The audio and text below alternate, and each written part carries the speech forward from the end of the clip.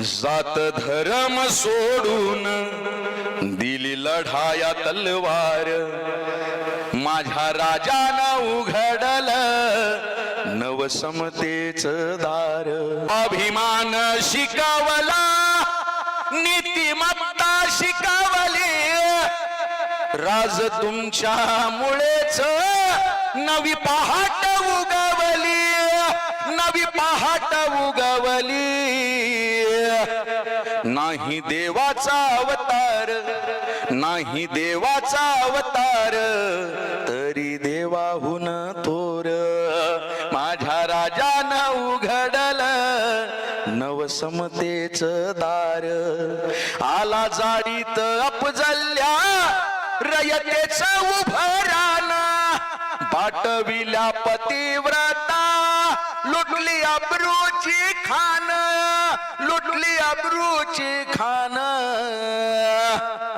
त्याचा कोथळा काढला, त्याचा कोथळा काढला, माझ केला थंडगार.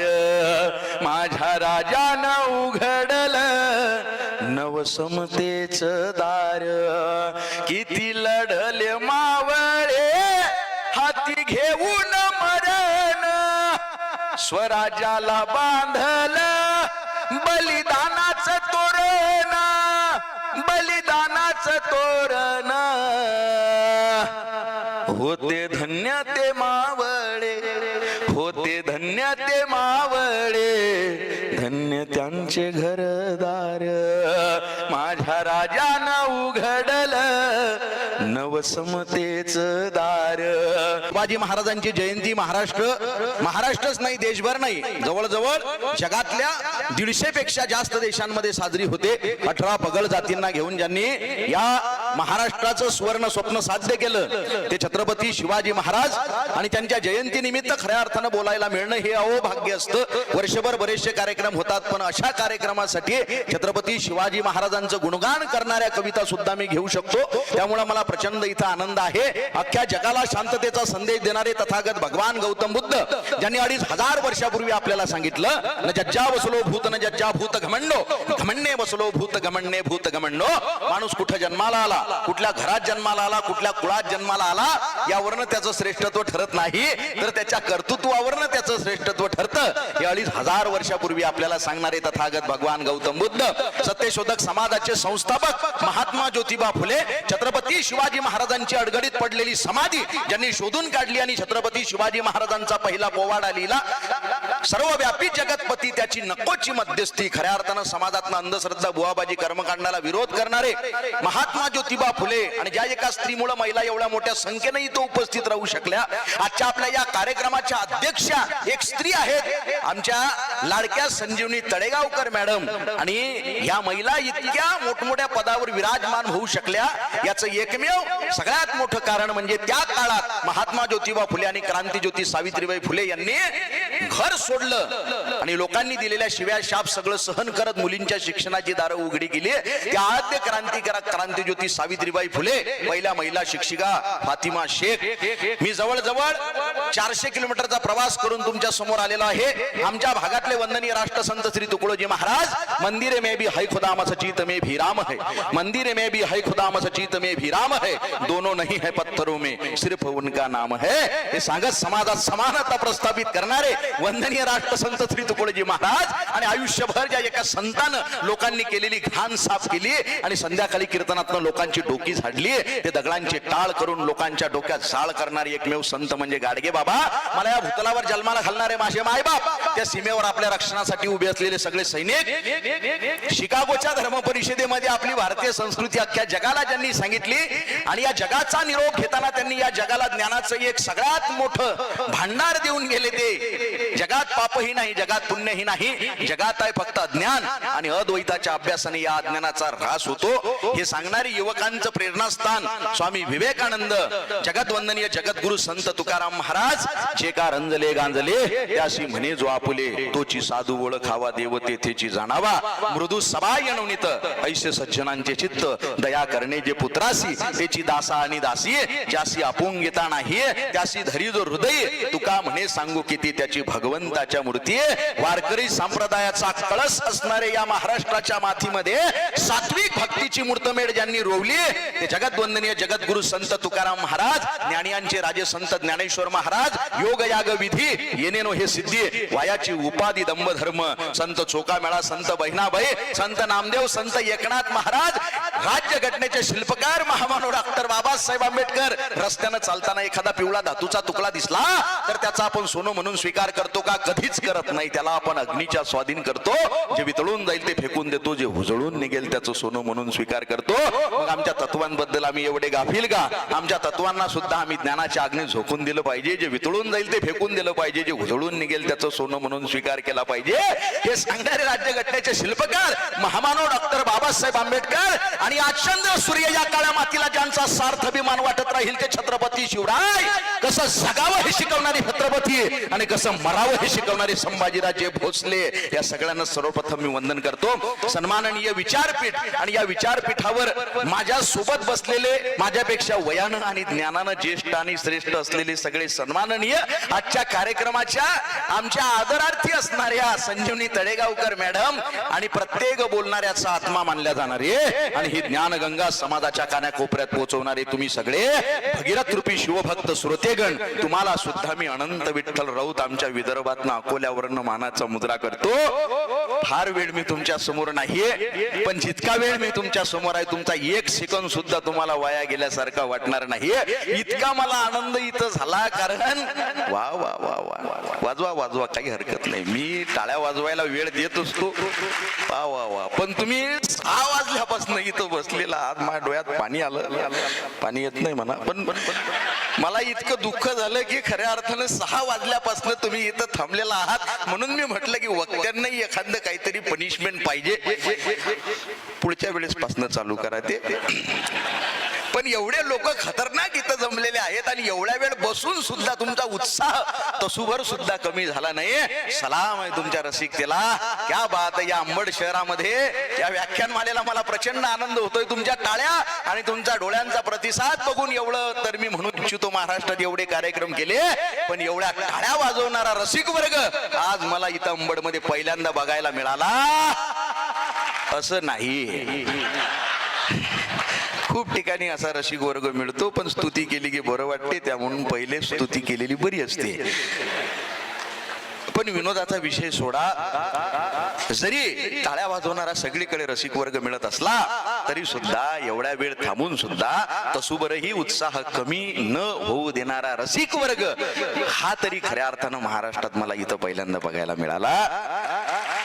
असंही काही नाही, महिला वर्ग खूप ठिकाणी असा रसिक वर्ग मिळतो.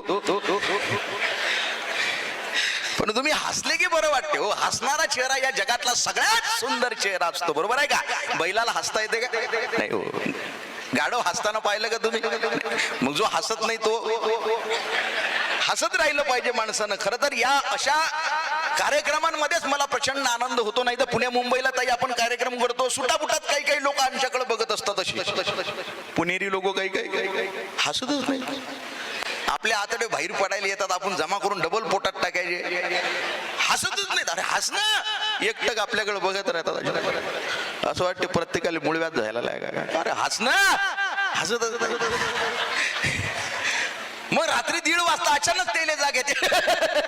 काय झालं? खतरनाक माणूस होता दुपारी, मेला तो प्रवासात. आता असतं का? हसलं पाहिजे की नाही? आणि हसणं आपल्याला संतांनी, समाज सुधारकांनी शिकवलं ना दादा. आणि ज्या जयंतीसाठी खऱ्या अर्थानं आपण सगळे जमलेलो आहोत, फक्त आपल्या इथं नाही आहे, अख्ख्या महाराष्ट्रभर, देशभर, जगभर ही जयंती साजरी केल्या जात आहे. मला बऱ्याच जणांनी विचारलं की कुठल्याच कार्यक्रमाची सुरुवात तुम्ही एका नावाशिवाय करत नाही. ते नाव म्हणजे छत्रपती शिवाजी महाराज. ज्यांच्या नावावर तुम्ही पोटो भरता, व्याख्यान करता, ते शिवाजी महाराज म्हणजे कोण? मी त्याला 4च ओळीत सांगितलं मित्रांनो. शिवाजी महाराज म्हणजे कोण? मी त्याला म्हटलो 350 वर्षापूर्वी जिजाऊंच्या कुशीत जन्मलेलं निरागस बाळ म्हणजे शिवबा. गनिम, इंग्रज, फ्रेंचांसारख्या अत्याचार्यांचा काळ म्हणजे शिवबा. 350 वर्षापूर्वी जिजाऊंच्या कुशीत जन्मलेलं निरागस बाळ म्हणजे शिवबा. गनिम, इंग्रज, फ्रेंचांसारख्या अत्याचार्यांचा काळ म्हणजे शिवबा. एकीकडे संयमाचा घाट म्हणजे शिवबा. सळसळत्या रक्ताची लाट म्हणजे शिवबा. राजनीती, युद्धनीती नीती गनिमी कावा यांसारख्या कूटशास्त्रांचा कळस म्हणजे शिवबा.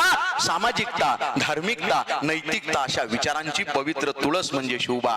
सर्वधर्म सहिष्णुतेचा अभिमान म्हणजे शिवबा. रयतेसाठी जीवाचं रान म्हणजे शिवबा. कर्दनकाळी मराठ्यांना आलेली जाग म्हणजे शिवबा. त्या अफजल खानाची शिकार करणारा वाघ म्हणजे शिवबा. अख्ख्या जगावर आदर्श राजाची छाप म्हणजे शिवबा. झोपलेल्या शंड जनतेला झणझणीत चपराक म्हणजे शिवबा. या महाराष्ट्रातलं माणुसकी मोजण्याचं माप म्हणजे शिवबा. तुमचा माझा या अख्ख्या महाराष्ट्राचा बाप म्हणजे शिवबा. तुमचा माझा या अख्ख्या महाराष्ट्राचा बाप म्हणजे शिवबा. या जगातल्या सगळ्या धर्मांचा एकत्रित सार म्हणजे शिवबा. आणि दुश्मनांच्या काळजात हे पावित्र्याचं स्थान निर्माण करणारा किमयागार म्हणजे शिवबा. किमयागार म्हणजे शिवबा. जात धर्म सोडून दिली लढाया तलवार. माझ्या राजानं उघडल नवसमतेच दार. स्वाभिमान शिकवला. वा वा वा, काय साऊंड सेट केला राव. जोरदार टाळा वाजवा एकदा साऊंड वाल्यासाठी. हा हा हा, साऊंड वालेले कोणी सजेशन देऊ नका, खतरनाक आहेत ते लोक. साऊंड खतरनाक सेट केलेला आहे त्याने, एकदम सेन्सिटिव्ह. हा, लग्न झालं का तुमचं? काही हरकत नाही, चेहरा बघून लक्षात आलं माझ्या, प्रफुल्लित चेहरा आहे तुमचा. लग्न झालेले लोक हे असे आहेत, स्टेजवर बी आहेत लग्न झालेले लोक. साऊंड तुमची माझी युती आहे तोपर्यंत आपला कार्यक्रम पडू शकत. आपलं सरकार चालायचं असेल तर आपण एका पक्षात पाहिजे. आसामला जासाल नाही तर.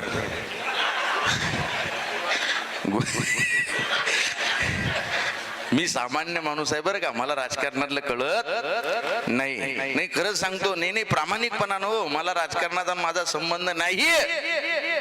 माझं फक्त आडनावच राऊत आहे.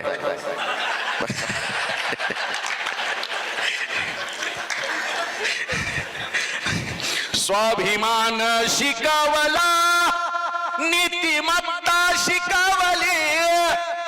राज तुमच्या मुळेच नवी पहाट उगवली.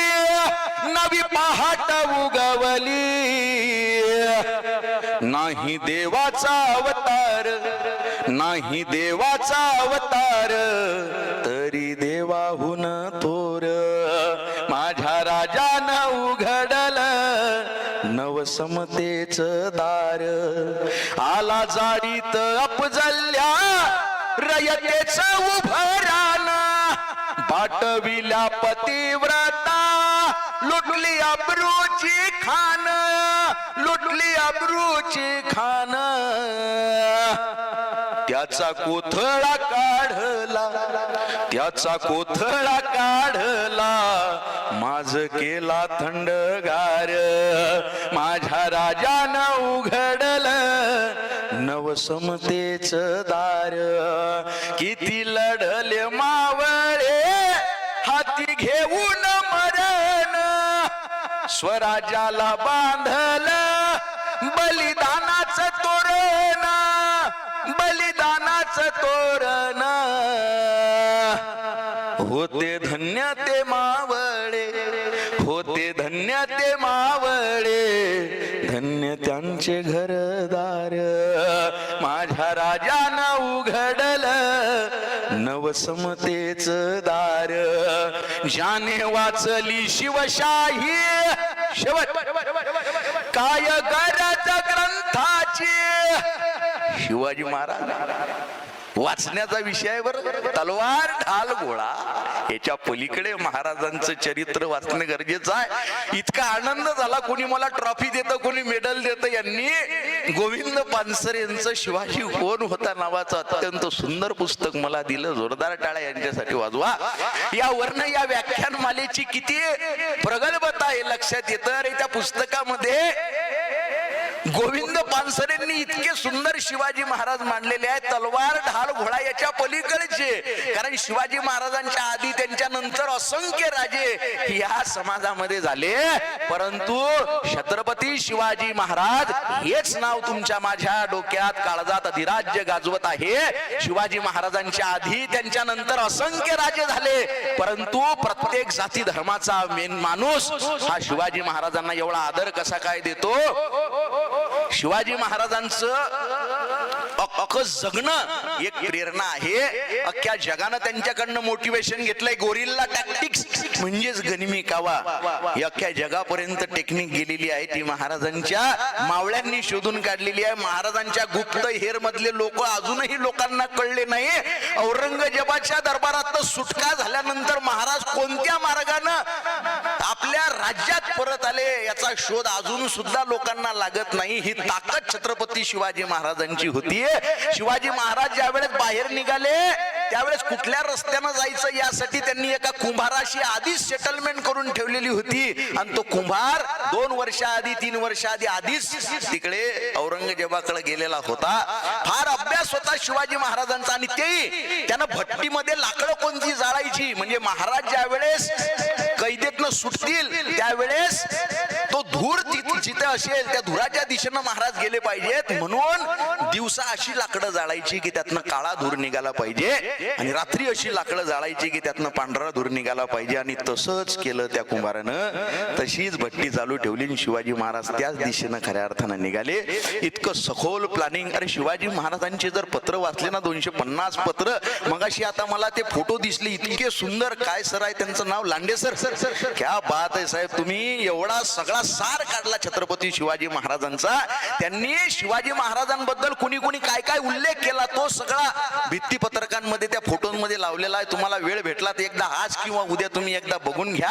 शिवाजी महाराज अभ्यासाचा विषय आहे बरं का. चिपळूण जवळ छावणी पडली आणि सगळे सैनिक लोक आजूबाजूच्या लोकांना, कारण यांच्याकडे धान्य गोळा जो होता, लाकूड फाटा घोड्याला लागणारा सारा संपत आला, म्हणून आजूबाजूच्या लोकांना मागणी करायला लागले, हिंसा करायला लागले. ही माहिती शिवाजी महाराजांना जाताच शिवाजी महाराजांनी ताकीद पत्र लिहिलंय की तो सैनिक असो की पाव खलक असो, तुमच्याकडला जर धान्याचा साठा, घोड्यांना लागणारा चारा, लाकूड फाटा संपत असेल, तुम्ही आजूबाजूच्या लोकांना रयतेला त्रास देताय हे मला कळलेलं आहे. लक्षात ठेवा, तुम्हाला जर लाकूड फाटा घ्यायचा असेल तर पूर्ण वटलेलं झाड हे शेतकऱ्याच्या परमिशननं त्याला इच्छिक मोबदला देऊनच घेतल्या गेलं पाहिजे. शेतकऱ्याच्या भाजीच्या देठाला हात लावू नका. हात लावणाऱ्याचे हात कलम केले जाते. शिवाजी महाराजांनी त्या पत्रात इतक्या बारकाव्याने लिहिलं, काही जण भलत्याच ठिकाणी चुला मांडतील, काही ठिकाणी चिलमीसाठी अग्नी घेतील, शेकोट्या पेटवतील, मग त्यातली एखादी ठिणगी उडून वाळलेल्या गवताच्या गंजीवर पडेल, वाऱ्याच्या झोतानं सगळीकडे आग पसरेल, आणि घर धरून बसलेल्या कुणब्यांच्या पुढे जगण्याचा पोटाचा प्रश्न निर्माण होईल. शिवाजी महाराजांनी सांगितलं, मध्यरात्री एखादा उंदीर पेटत्या दिव्याची वात पळवेल आणि वाढलेल्या कळबेच्या गंजीत घुसेल, त्यानं सुद्धा विध्वंस होऊ शकतो, म्हणून सगळे दिवे मालवून झोपा. लक्षात ठेवा, रयतेच्या कल्याणकारी राज्य म्हणजे स्वराज्य हे सांगणारे छत्रपती शिवाजी महाराज आपल्याला कळले पाहिजेत. औरंगजेबानं जिजिया कर लावला त्याबद्दलचं पत्र महाराजांचं. महाराज जर अभ्यासायचे असतील तर फक्त तलवार ढाल घोडा इतकेच महाराज अभ्यासून चालणार नाहीत. एकदा फक्त हातवर करा बरं, छत्रपती शिवाजी महाराजांचे मावळे कोण कोण आहेत? क्या बात, वा वा वा, खाली करा. मला प्रचंड आनंद आहे. स्टेजवर बी होते का मावळे? मी बघितलंच नाही. वा वा. आऊसाहेब जिजाऊंच्या सावित्रीबाई फुलेंच्या लेखी हातवर करा बरं. वा वा वा, क्या बात आहे. मला फार आनंद झालाय की तुम्ही खरे मावळे आहात.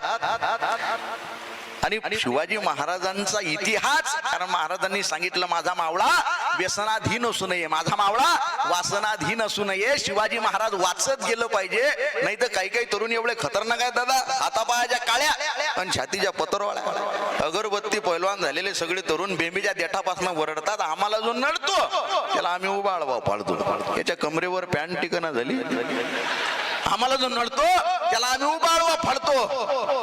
त्या मोबाईलवर इंस्टाग्राम युट्यूब 2-2 वाजेपर्यंत झोपत नाही, 11 वाजता उठतंय सकाळी आणि मग त्याचं व्हॉट्सअपचं स्टेटस सळसळ तर रक रक रक शिवबाजे भक्त कपाळी भगवाटीला मी शिवरायांचा मावळा. आता तो छावा चित्रपट रिलीज झाल्यामुळं सगळ्यांना असं वाटायला लागलं आपण शंभू राजांचे खरे भक्त आहोत. गावात चोर सुटले हे बोंब जरी ऐकली 120च्या स्पीडनं घरी पळत जातंय हे आणि अंधारात अंगार घेऊन झोपतोय आणि मग याचं व्हॉट्सअपचं स्टेटस दिला तर दणकास मोडला तर मनकास. अंधारात झोपलेलं होतंय. पण येले महाराज आठवतात कुठं एखाद्या हायवेने ट्रिपशी चाललेले असतात. टिबल शीट जाणं म्हणजे येले वाटते पावनखिंडीची जबाबदारी आपल्या खांद्यावर आहे. एखादी 4 व्हीलर येईल क्रॉस करून पुढे जाऊ द्या. येईल संताजी घोरपळे बाजीप्रभू देशपांडे एका दमात आठवतात. येईल वाटते एका हातात आपल्या तलवार आहे, एका हातात आपल्या ढाल आहे. गाडीचा स्पीड वाढवतात, 4 व्हीलरच्या पुढे काढतात आणि मग त्या 4 व्हीलर कडे बोट दाखवून म्हणतात बघतोस काय रागानं ओव्हरटेक केलंय वागानं. कुत्र्यासारखे म्हणतात हो. आई वडील घरी वाट बघतात, बघतोस काय रागानं ओव्हरटेक केलंय वागानं. अबे बघितलं क्या जगानं हातपाय गळ्यात घेतले वागानं. हे आदर्श आपल्या आहेत का? अरे भगत सिंग राजगुरु सुखदेव यांचे आदर्श आपल्या डोळ्यासमोर असले पाहिजे. त्या भगत सिंगांना विचारलं होतं तुम्हारे दिल में कभी शादी का लड़की का ख्याल नहीं आता, आजादी ही मेरी दुल्हन है म्हणणाऱ्या भगत सिंगांची जेल डायरी वाचा. भगत सिंग म्हणतात मेरे दिल में वो ख्याल आता नहीं, मैं सोचता हूँ आजादी के बारे में, मैं लिखता हूँ आजादी के बारे में, मैं बोलता हूँ आजादी के बारे में, आजादी के सिवा मैं कुछ सोच नहीं सकता. मेरे जज्बा काय गरज धर्माची, काय गरज धर्माची, माझा राजाच एकला, माझा शिवबाच एकला, सगळ्या धर्मांचा सार माझ्या राजानं उघडलं, नवसमतेच दार, नवसमतेच दार, नवसमतेच दार. वा एवढे कार्यक्रम केले पण एवढ्या टाळा वाजवणारा रसिक वर्ग बोलू ते त्या पुढे मग इकडे तिकडे फिरू नका ना. आता काय राहिलं तुमचं? हा आता उठून नका बरं. कोणी मध्ये कोणी उठले की मला विधवा झाल्यासारखं वाटतं. उठून नका. वा वा महिला वर्ग तुमच्याच भरोशावर माझा कार्यक्रम आहे. हा पुरुष काय यांना काही कामं नसतात असं नाही. मला पुढे बोलू द्या. मी पुरुषांचंच प्रतिनिधित्व करतो पण महिलांचं काम जरा खतरनाक आहे. महिलांना हलक्यात घेऊ नका.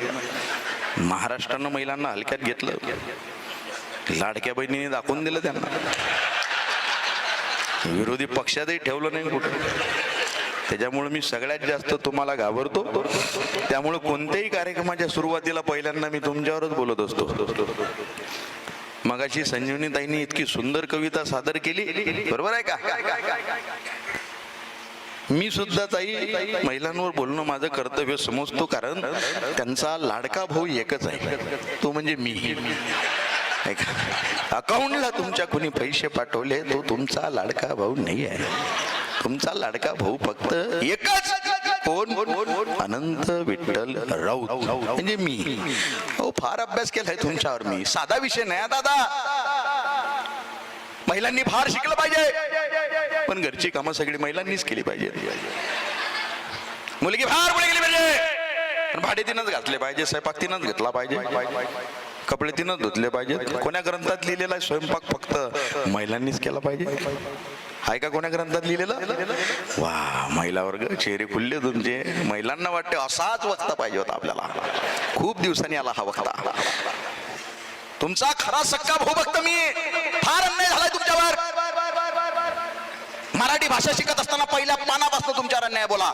मराठी भाषा शिकत असताना पहिलं पान उघडलं की पहिल्या पानावर पहिलंच वाक्य असते, बाबा अभ्यास कर. कमल पाणी भर. बबनले अभ्यास कर, कमलले पाणी भरायला पड. रमेश पाटावर बस. कोमल त्याला वाढ. म्हणजे खैरा पांडा फक्त जेवायलाच बसलेला आहे का? साधा विजय नाही आपला. साधा कवी आहे का? लय अन्याय झालेलो. अहो घरातल्या वस्तूंपासून तुमच्यावर अन्याय. मोठ्या मोठ्या वस्तूंना पुल्लिंग नाव आहे, छोट्या छोट्या वस्तूंना स्त्रीलिंग नाव आहे. तो म्हणजे पुल्लिंगी, ती म्हणजे स्त्रीलिंगी. तो आंबा कारण तो गोड आहे, ती कैरी कारण ती आंबळ आहे. तो सागर कारण तो विशाल आहे, ती नदी कारण ती छोटी आहे. तो नाला ती नाली, तो पर्वत ती टेकडी, तो गाव ती गल्ली, तो रस्ता ती वाट, तो हंडा ती कळशी, तो रांजण ती घागर, तो दरवाजा ती कुंडी, तो फळा ती पाटी, तो हळू ती लेखणी, तो टेबल ती खुर्ची, तो हॉल ती खोली, तो पेन ती रिफिल, तो पेटारा ती पेटी, तो मोठा ती छोटी, तो गॅस ती चूल. मग हाच पती 7 जन्म भेटावा म्हणून ती फेऱ्या मारते वळाच्या झाडाला आणि तिचा नवरा शिट्ट्या मारतो तमाशाच्या फडाला. हे कुठंतरी बदललं पाहिजे दादा. साधा विषय आहे का आपला? विनोदाचा विषय सोडा. महिलांच्या आयुष्यामध्ये जेवढी संकट आहेत तेवढी पुरुषांच्या आयुष्यामध्ये नाही. खरं तर तुम्ही सगळेच क्रांतिकारक आहात, ज्येष्ठ लोक आहात, लग्न झालेले आहेत तुमचे. नाही लग्न झालेला क्रांतिकारी माणूस असतो. अरविंद तुला काय माहित आहे, तुझं लग्न झालेलं नाही आहे. अरे एकाच आतंकवाद्यासोबत अख्खी जिंदगी काढणं साधा विषय नाही आहे. ऐक जरा, मला एका बुलढाण्याच्या कार्यक्रमात एका बाईनं विचारलं, त्या ताई म्हटल्या अहो पण ते आतंकवादी म्हणजे नेमका कोण? म्हणे नवरा का बायको? म्हटलं मला पहिल्यांदा कोणतरी विचारलं. मग मी त्यांना सांगितलं, म्हटलं हे बघा मी सगळ्यांनी बघितलं माझ्याकडं की नेमकं आता हे वक्ते उत्तर काय देतात. लाईव्ह कार्यक्रमामध्ये बुलढाण्यामध्ये तुमचे काही मित्र असतील, मला काय म्हटलं त्या नेमका आतंकवादी कोण, नवरा का बायको? म्हटलं हे बघा ताई मी पुरुषांचं प्रतिनिधित्व करतो. पुरुषांनी टाळा वाजवल्या. म्हटलं असं नाही. कवीला जसं जात धर्म पंथ पक्ष लिंग वर्ण सीमा प्रांताचं कशाचंच बंधन नसतं. त्यामुळे जर तुम्ही स्त्री आहात तर तुमच्यासाठी आतंकवादी तुमचा नवरा, आणि तुम्ही जर पुरुष आहात तर तुमच्यासाठी आतंकवादी म्हणता का बायकोला?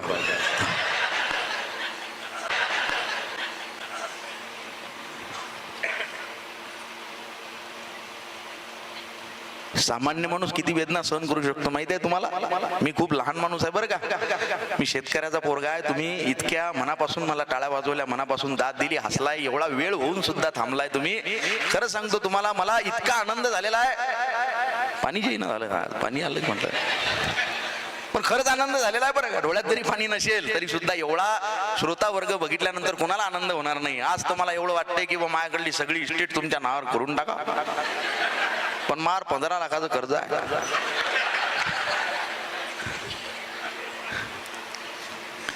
सामान्य माणूस 47 डेली युनिट इतक्याच वेदना सहन करू शकतो. पण ज्या वेळेस एक स्त्री एका बाळाला जन्म देत असते, तिला होणाऱ्या वेदना ह्या 57 डेली युनिट इतक्या असतात. म्हणजे सामान्य सहनशक्तीच्या पलीकडे जाऊन एका बाळाला जन्म देणारी स्त्री असते. तुमच्या गावात स्मशानभूमी आहे ना, चितेवर अख्खा माणूस जळतो, काय जळत नाही? माणसाची हाडं, माणसाच्या अस्थी. आणि सायन्स सांगतं माणसाच्या हाडांची निर्मिती कशी होते. आईच्या गर्भात बाळ असताना आईच्या दुधापासून बाळाच्या हाडांची निर्मिती होत असते. म्हणजे ती चिता सुद्धा म्हणत असेल, अरे छोटी मोठी प्रत्येक गोष्ट जाळण्याची ताकद माझ्यात आहे, पण आईचं दूध जाळण्याची ताकद अजून पर्यंत माझ्यात आली नाही. हे स्त्रीचं कर्तृत्व आहे, हे स्त्रीचं श्रेष्ठत्व आहे. ताई तुमची कविता ऐकून खऱ्या अर्थानं मी ही कविता घेणार नव्हतो, परंतु ताईची कविता ऐकून, ही खूप कमी ठिकाणी मी कविता घेतो, पण तुमच्यासारखा ताकदीचा प्रगल्भ रसिक वर्ग मला दिसलेला आहे. त्यामुळे अभ्यासू कविता छोटीशी फेमिनिझम वर आहे साहेब. बाई नावाची कविता आहे माझी छोटीशी, काळजाचे कान करून. वा वा वा, तुम्ही ऐकलेली आहे वाटते कविता, क्या बात आहे. वा वा, ते काय बांधलं, मास्क लावला का, कोरोना गेला? असू द्या, काय बांधा, असू द्या, असू द्या, असू द्या. कोरोना खतरनाक काळ होता राजा. वा वा. त्या काळात 2 देव फिरवत होते समाजामध्ये. देवळं बंद होते, मशिदी बंद होत्या, पोलीस आणि डॉक्टर 2 देव फिरवत होते. वा वा वा. डॉक्टरनं तरी पहिला डोस, दुसरा डोस, पोलिसांनी सुद्धा पहिले डोस, दुसरे डोस दिले लोकांना. डॉक्टरांनी विचारलं पहिला डोस कुठे घेतला, दुसऱ्या हातात दिला. डॉक्टरांनी विचारलंच नाही, काळ्या मारताना की पहिले कुठून मारलं होतं? पण अशा कोरोनाच्या काळाच्या आठवणी मला त्या मास्क वरून आठवल्या. बाई नावाची कविता आहे. कोणती? माझ्या आईला मी विचारलं ताई की स्त्री पुरुष समानतेबद्दल तुझं मत काय आहे? माझी आई फार काही शिकलेली नाही. ती मला म्हटली बाळा स्त्री पुरुष समान असूच शकत नाहीत. म्हटलं मी तर गप्पा करतो स्त्री पुरुष समानतेवर. तसं नाही म्हणे बाळा, स्त्री तिच्या ठिकाणी श्रेष्ठ आहे, पुरुष त्याच्या ठिकाणी श्रेष्ठ आहे. उलट काही ठिकाणी स्त्री ही पुरुषापेक्षा तसूबर का होईना जास्त श्रेष्ठ आहे. कारण स्त्रीला बाळ जन्माला घालण्याचा अधिकार आहे. बाळ जन्माला येत असताना तिला होणाऱ्या नरक यातना आणि बाळ पाजताना होणारा स्वर्गीय आनंद सुद्धा पुरुषाच्या नशिबात नाहीये. म्हणून स्त्री तसूबर का होईना जास्त श्रेष्ठ आहे. माझ्या आईनं स्त्रीची व्याख्या सांगितली. आई म्हणते माई माय म्हणते, माय म्हणते माही आई म्हणते, मनगटी जगतारी माणूस असा, वातीला पेलणारा दिवा जसा. मनगटावर जग उचलून धरण्याची ताकद असणारा माणूस, वातीला आधार देणारा माणूस. मनगटी जगतारी माणूस असा, वातीला पेलणारा दिवा जसा. मनगटी जगतारी माणूस असा, वातीला पेलणारा दिवा जसा. तेलाले माय संसार म्हणते, तेलाले माय संसार म्हणते, अंतेल संपेपर्यंत जळते तिले स्त्री म्हणते. आई म्हणते माय माय म्हणते, माय म्हणते माही आई म्हणते. ही स्त्री सबल होण्यासाठी बुद्धिमंतांनी काही काही स्वतःच्या बुद्धीचे कोटेशन्स निर्माण केलेले आहेत. तुम्ही सगळे अभ्यासू लोक आहे ना. महिलांवर बोलू का नाही मी? हे बाई कविता घेऊ का नाही? काळजाचे कान करून ऐकता ना तुम्ही महिला वर्ग. त्या फेसबुकवर व्हॉट्सअपवर महिला दिनाला लोक पोस्ट करतात, मी तुझ्यातला पुरुष शोधतो, मी तुझ्यातला पुरुष शोधतो. माझं म्हणणं आहे कशाला शहाणपणा करतो? तिच्यात पुरुष शोधण्याची गरज नाही ना दादा. तिला निसर्गतः निसर्गानं जसं घडवलेलं आहे तशी तुझ्यापेक्षा 10 पट श्रेष्ठ आहे. तिच्यात पुरुष शोधणं म्हणजे परत पुरुषाला स्त्रीपेक्षा श्रेष्ठ करणं आहे. मी खूप सामान्य माणूस आहे ताई, लहान माणूस आहे. एक बाई नावाची कविता लिहिली. नवीन नाती जोडताना पोरी लक्षात ठेव खूप खोल असते भावनेची खाई. नवीन नाती जोडताना पोरी लक्षात ठेव खूप खोल असते भावनेची खाई.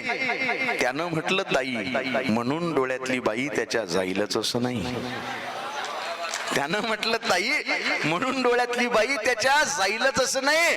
आज तुझ्या स्वातंत्र्यासाठी माझ्या ही शुभेच्छांचा स्वीकार कर. हा पण मी तुला ताई किंवा आई म्हणणार नाही, कारण कोरडी बंधनं स्वतःवर लादायला मला आवडत नाही. आणि मुळात तुझ्यातली बाई मी सांभाळू शकतो, आई किंवा ताई या लेबल शिवाय सुद्धा.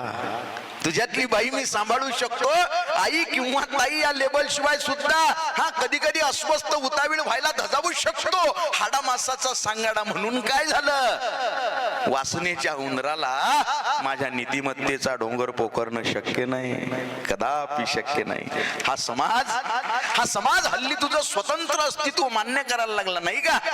हा समाज हल्ली तुझं स्वतंत्र अस्तित्व मान्य करायला लागला. पण तुझ्या स्वातंत्र्याच्या ज्याव्या तू या खुळचट समाजाच्या हाती द्याव्या हे मला आवडलं नाही. माझा नवरा मला कॉल करू देतो, माझा नवरा मला जॉब करू देतो, माझा नवरा मला माझे फ्रेंड्स जपू देतो.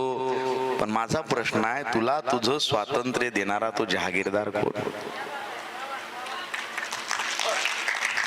हा समाज हल्ली तुझं स्वतंत्र अस्तित्व मान्य करायला लागला, पण तुझ्या स्वातंत्र्याच्या चाव्या तू या खुळचट समाजाच्या हाती द्याव्या हे मला आवडलं नाही. जात्यावर दळण दळताना ओठावर गाणीन छातीला पिणारं बाळ जुना झाला ना काळ. जात्यावर दळण दळताना ओठावर गाणीन छातीला पिणारं बाळ जुना झाला ना काळ. पण मग लॅपटॉपवर काम करत करत कानात हेडफोन टाकून बाळ पाजण्याची कला किती सहज आत्मसात झाली तुला. कधी कधी मला राग येतो, चीड येते, दुःखही होतं. कधी कधी मला राग येतो, कीव येते, दुःखही होतं. जेव्हा जेव्हा पुरुषांची वस्त्रे परिधान करून तू उभी असतेस या तथाकथित समाजापुढे स्वतःमधलं पुरुषत्व सिद्ध करण्यासाठी. माफ कर बाई, पण मी तुझ्यात पुरुष शोधत नाही. माफ कर बाई, पण मी तुझ्यात पुरुष शोधत नाही. कारण नाल्या गटारी या सभ्य नगराची घाण, कारण नाल्या गटारी या सभ्य नगराची घाण, परंपरेनं केलेला अपमान, सगळं सगळं सगळं स्वतःमध्ये सामावून घेऊन सुद्धा नदी सारखं नितळ निखळ तुझं प्रत्येक महिन्याला खळाळणार बाईपण आणि हिमालयाच्या उंचीचं आई पण मला नजरअंदाज करता येत नाही, मला नजरअंदाज करता येत नाही, मला नजरअंदाज करता येत नाही.